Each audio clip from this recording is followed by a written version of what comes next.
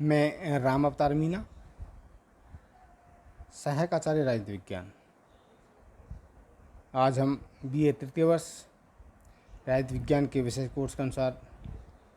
भारत की विदेश नीति के अंतर्गत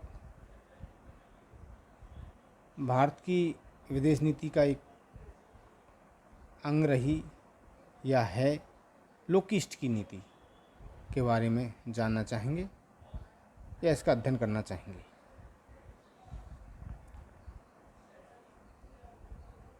लुक ईस्ट का अर्थ हुआ पूर्व की ओर देखो। यहाँ है भारत की विदेश नीति में लुक ईस्ट की इस पॉलिसी को द्वितीय विश्व युद्ध के उपरांत जो शीत युद्ध का वातावरण था, उसके बाद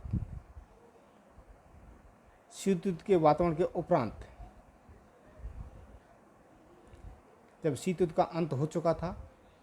उसके बाद एशियाई या विश्व राजनीति में काफ़ी परिवर्तन आए। इन परिवर्तनों को ध्यान में रखते हुए क्षेत्रीय शक्ति संतुलन को बनाए रखने के उद्देश्य से और उसी दौर में उदारीकरण का एक भारतीय व्यवस्था में परिवर्तन आया, क्योंकि 1991 से भारत ने वैश्वीकरण के अनुसार उदारीकरण की प्रक्रिया को भी अपनाया था। और इस वैश्वीकरण उदारीकरण की नीति को भारत के परिप्रेक्ष्य में भारत के पूर्व प्रधानमंत्री PV नरसिंह राव द्वारा अपनाया गया और राव के द्वारा ही एशियाई क्षेत्र में शक्ति को संतुलित रखने के दृष्टिकोण से या भारत के प्रभाव को स्थापित करने के उद्देश्य से 1991 में लुक ईस्ट की नीति को स्वीकार किया या लुक ईस्ट की नीति को भारतीय विदेश नीति का अंग बनाया गया, क्योंकि चीन के प्रभाव क्षेत्र को रोकने के दृष्टिकोण से या चीन के एशियाई क्षेत्र में बढ़ते हुए प्रभाव को नियंत्रित करने के उद्देश्य से या क्षेत्र में भारत की स्थिति को चीन के समकक्ष लाने के उद्देश्य से पूर्व प्रधानमंत्री स्वर्गीय PV नरसिंह राव के द्वारा लुक ईस्ट की नीति जारी की गई। इसका अर्थ हुआ पूर्व की ओर देखो, अर्थात जहाँ दक्षिण एशियाई क्षेत्र में हमने सार्क की स्थापना की, जिसके माध्यम से हमारे पड़ोसी राष्ट्रों के साथ हमने हमारे संबंधों को मजबूत करने का प्रयास किया, परंतु कुछ राष्ट्रों के साथ हमारे संबंध तनावपूर्ण होने के कारण जिस उद्देश्य से सार्क की स्थापना की गई थी, उसमें सार्क अभी तक सफल नहीं हो पा रहा था। अतः एशियाई क्षेत्र में अपने वर्चस्व को स्थापित करने के दृष्टिकोण से या चीन के प्रभाव को नियंत्रित करने के उद्देश्य से भारतीय विदेश नीति में परिवर्तन किया गया, जिसके तहत दक्षिण पूर्व एशियाई राष्ट्रों के साथ, अर्थात खासकर आसियान राष्ट्रों के साथ, यहाँ हम दक्षिण पूर्व एशियाई राष्ट्रों के संदर्भ में जब बात करते हैं तो आसियान की विशेष रूप से चर्चा होती है। अर्थात आसियान एक संगठन है, जिस प्रकार से सार्क एक संगठन है। आसियान की स्थापना 1967 में की गई थी, जिसका उद्देश्य था दक्षिण पूर्वी एशियाई राष्ट्रों के बीच संबंध स्थापित करना और इस आसियान राष्ट्रों के साथ भारत के संबंधों को मजबूती प्रदान करने के उद्देश्य से, इनके साथ व्यापारिक संबंध स्थापित करने के उद्देश्य से, साथ ही साथ सामरिक संबंध को बढ़ावा देने के दृष्टिकोण को ध्यान में रखते हुए पूर्व प्रधानमंत्री पीवी नरसिंह राव के द्वारा लुक ईस्ट की नीति जारी की गई, जिसका उद्देश्य था चीन के प्रभाव को नियंत्रित करना एवं संतुलित करना, जिससे कि क्षेत्रीय संतुलन कायम हो सके। और उस उदारीकरण के दौर में, उस वैश्वीकरण के दौर में और शीत युद्ध के अंत के काल के उपरांत विश्व राजनीति में जो परिवर्तन हुए, उनको ध्यान में रखते हुए भारतीय विदेश नीति में ये स्थायी रूप से और विशेष परिवर्तन किया गया, जिसका उद्देश्य था आसियान राष्ट्रों के साथ या दक्षिण पूर्वी एशियाई राष्ट्रों के साथ या दक्षिण पूर्वी राष्ट्रों के साथ भारत के द्वारा संबंधों में और मजबूती प्रदान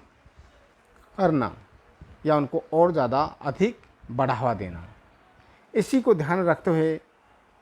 जिससे कि व्यापार इनके साथ सुगमता से हो सके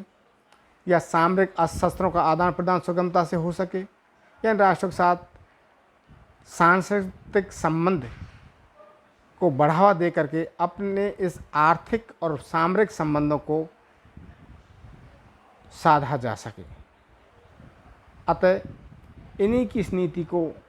भारत के अगले प्रधानमंत्री ने भी जारी रखा, जिनमें खासकर अटल बिहारी वाजपेयी,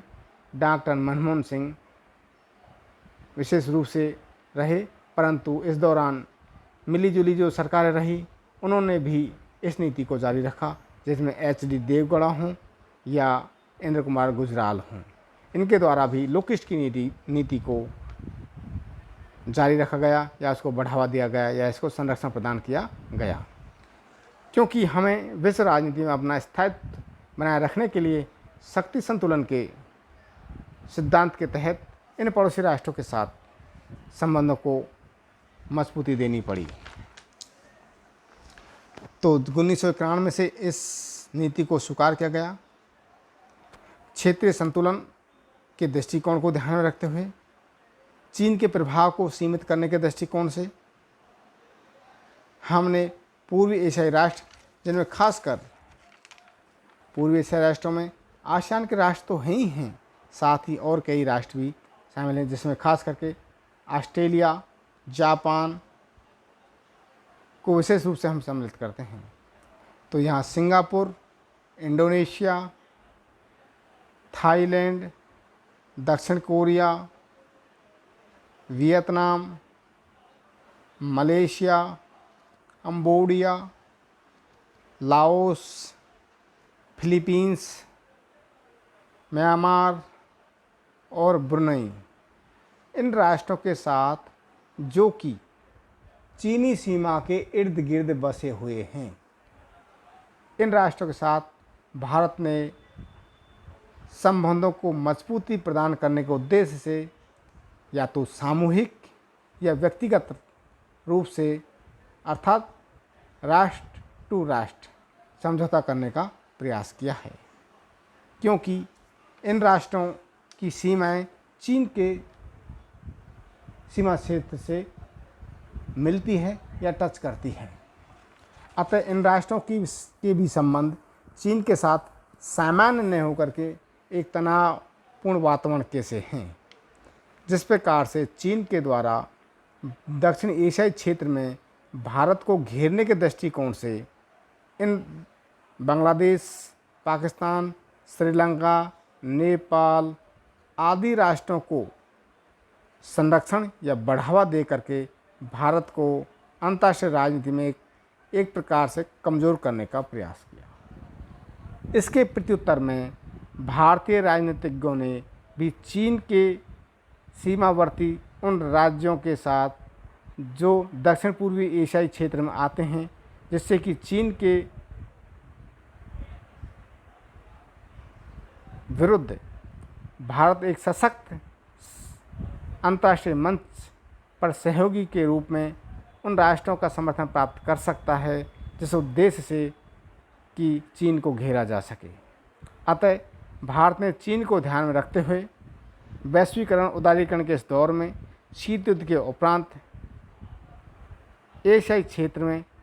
शक्ति संतुलन स्थापित करने के उद्देश्य से 1991 में लुक ईस्ट की नीति जारी की। इस नीति को आने वाले प्रधानमंत्रियों ने भी स्वीकार किया या इसे बढ़ावा भी दिया गया। इसी के तहत भारत और सिंगापुर, इंडोनेशिया या मलेशिया, कंबोडिया कई ऐसे राज्य हैं जिनके साथ भारत ने प्रत्यक्ष रूप से व्यापारिक समझौते किए या सामूहिक रूप से कई राष्ट्रों के साथ मिलकर के रंगमंचों का निर्माण किया, जो विश्व राजनीति के ऊपर अपना प्रभाव स्थापित करने में सहयोग प्रदान कर सकते हैं। अतः 2015 में जैसे ही भारत में नई सरकार नरेंद्र मोदी के रूप में गठित हुई, उन्होंने भी इस नीति को बढ़ावा दिया, परंतु उन्होंने इस नीति का नाम बदल करके अब